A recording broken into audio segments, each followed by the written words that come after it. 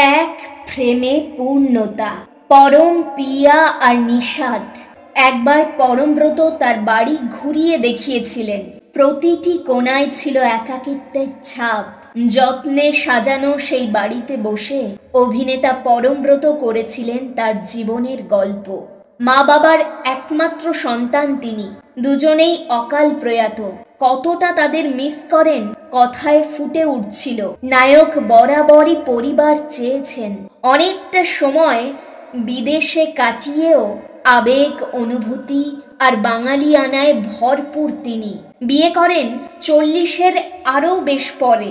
হয়তো মনের মতো করে কাউকে নিয়ে জীবনটা আগাতে চেয়েও পাননি। সম্পর্কে জড়িয়েছেন কিন্তু স্থিরতা পাননি। পিয়া যেন তার জীবনে এক পশলা শান্তির বৃষ্টি। পিয়ার জীবনেও তিনি তাই। দুজন খেই হারা মানুষ বিয়ের মাধ্যমে এক হয়ে ছোট্ট সুখী একটা নীড় গড়েছেন। সন্তান হয়েছে। পরমব্রত কথায় কথায় বলেছিলেন, আমার এবং পিয়ার দুজনেরই ঘরের খাবার খুব পছন্দ। আমরা বাইরে অতটা খাই না। রুচির মিল একটা অনেক বড় জিনিস। যার সঙ্গে আপনার চিন্তা এবং রুচিতে মিলবে তার সাথে দিব্যি পার করতে পারবেন দীর্ঘ দীর্ঘ বছর।